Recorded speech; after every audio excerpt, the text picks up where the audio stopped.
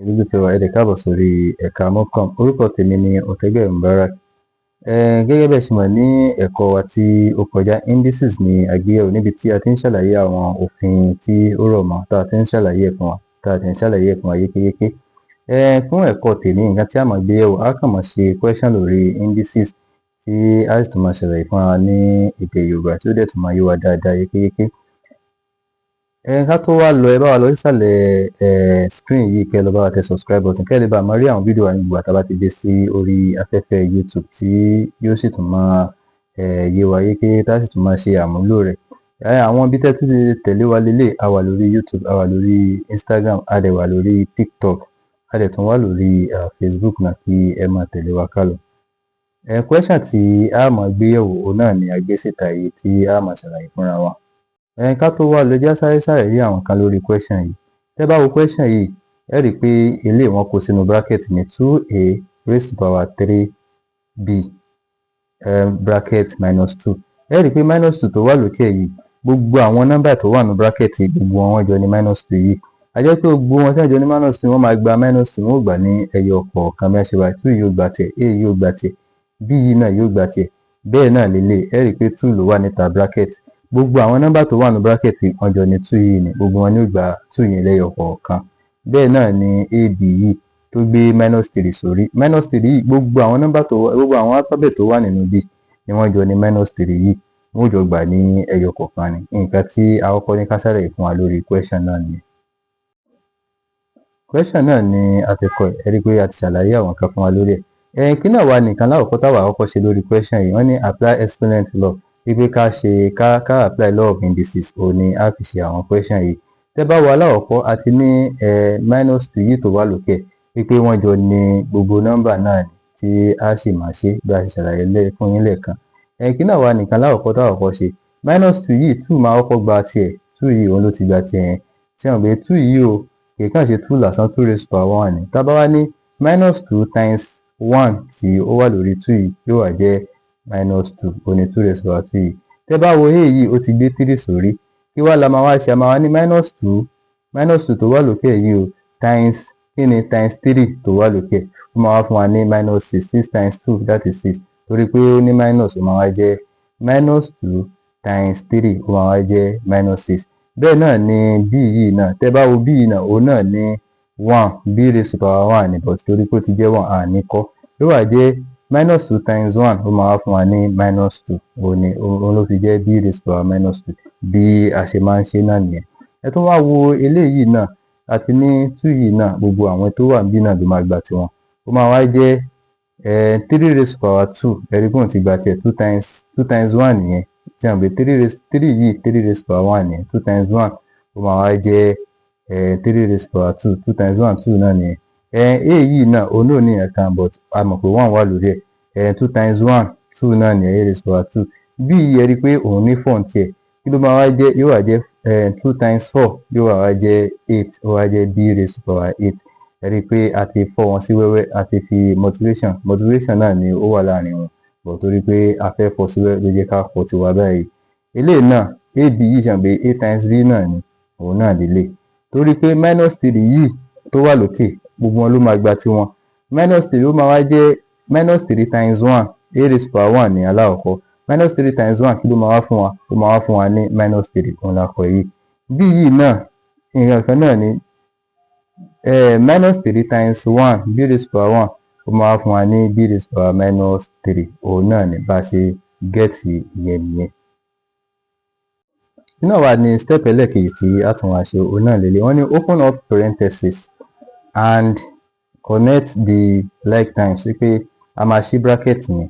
Ẹ máa rí, tá bá ṣí bracket, tá lè connect like times, á jẹ́ pé wọ́n ní ká kó àwọn nǹkan tí wọ́n jọ jẹ́ ọmọ ìyá, tí wọ́n jọ jẹ́ nǹkan kan náà, ká gbé wọn pọ̀ sẹ́gbẹ̀ẹ́ ara wọn. Tẹ́ bá wo aláwọ̀kọ́, 2 yìí, 2 raised to power minus 2 àti 3 raised to power 2, nọ́mbà ni wọ́n jọ jẹ́ nǹkan kan náà, á kó wọn pọ̀. Ẹ ti rí 2 lélẹ̀, 2 raised to power minus 2 times 3 raised to power 2, àti kó àwọn pọ̀ báyìí. Èwo ló tún wá tẹ̀lé? A yìí àti a tó wà níbí, nǹkan kan náà ni wọ́n. A wà ní a raised to power minus 6 multiply by times a raised to power 2, òun náà láti kó a raised to power minus 6 multiply by a raised to power 2. Èwo ló tún wá tẹ̀lé? B yìí, b raised to the power minus 2 àti b raised to the power 8 àwọn náà jọ jẹ́ nǹkan kan náà, yóò tún wá jẹ́ b raised to the power minus 2 times b raised to the power 8. Ẹ rí i pé a ti tún wọn tò báyìí, a tún wọn tò náà. Ẹ rí i pé gbogbo wọn ti jọra wọn lọ báyìí. Àwọn tìsàlẹ̀ yìí àti ní dé ọ̀dọ̀ tiwọn, á sì mọ̀ sí àwọn tó bá yá. Lẹ́yìn ìgbà tá a ti wá kó wọn pọ̀ báyìí, ká wá máa fọ́ wọn sí wẹ́wẹ́ lọ ni. Tẹ́ bá wo 2 raised to the power minus 2 yìí, gẹ́gẹ́ bí òfin indices tá a ti ṣe, kí à ń pé ó máa wá jẹ́ 1 over 2 raised to the power 2 òǹdílé. Òfin indices ni. Tó bá ti jẹ́ minus 2 sórí, yóò wá jẹ́ minus sórí báyìí, yóò wá jẹ́ 1 over 2 raised to the power 2. Irú 3 yìí, 3 raised to the power 2 kí ló fún wa? Yóò jẹ́ 3 times 3, ó jẹ́ 9 òǹdílé yìí. A raised to the power minus 2 times A raised to the power 2. Kí ni ìyẹn máa fún wa? Tẹ́ bá wò dáadáa, kí ló máa fún wa? Ó máa wá jẹ́ A raised to the power minus 6 plus 2. Ṣé àgbẹ̀ àti ní tó bá ti jẹ́ motivation a máa plus ẹ̀ ní òfin indices ni, òun láti ṣe yẹn, òun láti ṣe ń bẹ̀. Ẹ wo b yìí, b raised to the power minus 2 times b raised to the power 8 ó máa wá jẹ́ b raised to the power minus 2 plus 8. Ṣé àgbẹ̀ torí pé ó ti jẹ́ motivation tó jẹ́ pé I plus ẹ̀, ẹ rí i pé àti ń lò òfin indices ni ẹ̀ bá ṣe máa ń ṣe nìyẹn. Ẹ̀yin tẹ́ bá tó wo fídíò wa lórí indices, ẹ lọ bá wa wò kí iṣẹ́ ìkótó lè bá yé yékéyéké. Tìsàlẹ̀ náà lélẹ̀ A raised to the power minus 3 times B raised to the power 3 tí a sì mọ̀ sí. Kí n má gbàgbé rí pé bí a ṣe ń ṣe léyìí tí à ń tò tá à ń tò sẹ́gbẹ̀ẹ́ ara wọn, àwọn tó jọra wọn. Kì í ṣe pé à ń gbé forí equal to tá a mọ̀ ní plus ló wà ń bẹ̀ tẹ́lẹ̀, ó yẹ kó di minus irọ́ ọ̀tọ̀ ní ààyè tẹ́lẹ̀yìn. Ẹ̀yin ká wá mọ bá ṣe wa lọ. Ẹ̀yin náà wá wo léyìí 9 over 4 lélẹ̀, bó láti get 4 yìí. Tẹ́ bá wò 9 ti lélẹ̀ yìí, òun lélẹ̀ 9 times 1 ó jẹ́ 9 òun lélẹ̀. 4 yìí 2 raised to the power 2 kí ló máa fún wa? 2 times 2 ó jẹ́ 4. Ẹ ti rí báyìí. Times A raised to the power minus 4. 6 yìí minus 6 plus 2 ó máa fún wa ní minus 4. Ẹ ti rí báyìí. Minus 6 plus 2 máa fún wa minus 4. Ẹ̀yin tẹ́ bá ti mọ̀ nípa sign, ẹ lọ mọ̀ dáadáa. Ó máa fún wa ní minus 4. Ìrè náà sì minus 2 plus 8. Èèyàn jẹ gbèsè méjì, ó dẹ̀ ní 8 naira lọ́wọ́, kí ló máa ṣẹ́kù? Ó máa ṣẹ́kù 6, òun náà lélẹ̀. Ó jẹ gbèsè mẹ́fà, ó ní 2 naira lọ́wọ́. Gbèsè mélòó ló ṣẹ́kù fún? Ó ṣẹ́kù gbèsè 4. Òun ni àkọ́yé bá ṣe máa ń ṣe nìyẹn. Ẹ̀yin náà tún wá wo eléyìí. A raised to the power minus 3 times B raised to the power 3. Ìyẹn ti dúró báyìí. Kí náà wá nìkan tí a wá ṣe? A wá rí i pé a ti ní A raised to the power minus 4 bí, a ní A raised to the power minus 3 nísàlẹ̀. A jẹ́ pé a fẹ́ divide méjèèjì yìí nìyẹn. Nínú law of indices, tẹ́ bá dẹ̀ ti fẹ́ divide, tó bá ti gbé nǹkan sórí báyìí, kí lè máa ṣe lórí, kí la máa ṣe? A máa minus ẹ̀ ni.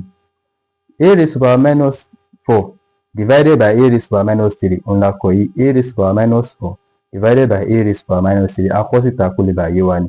Ó máa wá jẹ́ is equal to A raised to the power minus 4 minus tá a fẹ́ minus ẹ̀ minus 3. Ẹ rí pé minus 3 ni a ti dé sínú bracket yìí. Minus times minus kí ló máa fún wa? Ó máa fún wa ní plus. Ó máa wá jẹ́ A raised to the power minus 4 plus 3. Tó bá wá fún wa, èèyàn jẹ gbèsè 4, ó ní 3 naira lọ́wọ́. Kí ló máa wá jẹ́? Yóò ṣẹ́kù gbèsè kan. Yóò wá jẹ́ A raised to the power minus 1 bá a ṣe máa ń ṣe yẹn. A tún ti ní B raised to the power 6 níbí. A ní B raised to the power minus 3 níbí. Òun lè B raised to the power 6 divided by B raised to the power minus 3. Lórí law of indices ẹ̀ pé a máa yọ wọ́n kúrò nínú ara wọn, yóò wá jẹ́ B raised to the power 6 minus bracket minus 3. Ẹ ti rí minus times minus ó máa fún wa plus. Èèyàn ní 6 naira lọ́wọ́, ó tún wá ní 3 naira mọ́. Kí ló máa wá jẹ́? Ó máa wá jẹ́ B raised to the power 9. 6 plus 3 nìyẹn. Ó bá fún wa ní B raised to the power 9. Bí a ṣe máa ń ṣe ni ẹ rí pé òun láti kọ yìí 9 over A times A raised to the power 1 tí a get ìgbà tá a divide méjèèjì yìí tán times B raised to the power 9 ìgbà tá a divide elé àti elé tá a divide ẹ̀ tán ló fún wa ní B raised to the power 9. Òun láti kọ síta yẹn. Iná ló wá ṣẹ́kù tí a wà kọ. Gẹ́gẹ́ bẹ́ẹ̀ ṣe mọ̀ nínú law of indices, tẹ́ bá ti rí A raised to the power minus 1, kí ni nǹkan tí ó ń sọ fún wa? Ó ń sọ fún wa pé elé 1 over A náà òun lélẹ̀. Ẹ ti rí 9 over 4 times 1 over A times B raised to the power 9 ló bá tán. Kí náà wá ní a wá ṣe lẹ́yìn, a wá multiply 9 times 1 kí ló fún wa? 9. 9 times B raised to the power 9, 9 B raised to the power 9 òun nìyẹn. 4 times A, 4A òun nìyẹn. Tá bá get answer wa náà nìyẹn. Ìbéèrè tá bá ní lórí question, ẹ jẹ́ ká mọ̀ jù sí wa, a sì mọ̀ dá yín lóhùn tí a sì mọ̀ ṣàlàyé fún yín, yóò mọ̀ yín yékéyéké. Ẹ lọ bá wa wo fídíò wa lórí laws of indices. òun náà ni iṣẹ́ yìí ní ó tún fi yé wa. Tẹ́ bá wo gbogbo nǹkan tá a ṣe látàárọ̀ tá à ń ṣe lórí question yìí, ẹ rí i pé indices law òun ni à ń apply sí, àwọn òfin indices òun ni la fi ń ṣe. Tẹ́ bá ti mọ àwọn òfin, iṣẹ́ yìí yóò rọrùn fún yín láti máa ṣe ni. Ẹ ṣé gan tí ẹ̀ ń tẹ̀lé wa ká lọ. Ẹ má gbàgbé láti máa like àwọn fídíò wa, kẹ́dẹ̀ má gbàgbé láti subscribe sórí ẹ̀ka YouTube wa. Òun náà ni yóò tún máa jẹ́ ìwúrí fáwa náà. Logmeting ni topic tí ẹ tún máa retí látọ̀dọ̀ wa. Indices, lọ bá wo fídíò gẹ́gẹ́ bá yẹn ṣe lọ bá wo fídíò wa lórí indices kí iṣẹ́ ìkótó lè bàá máa yé yín yékéyéké. Ẹ ṣé gan tí ẹ̀ ń tẹ̀lé wa ká lọ.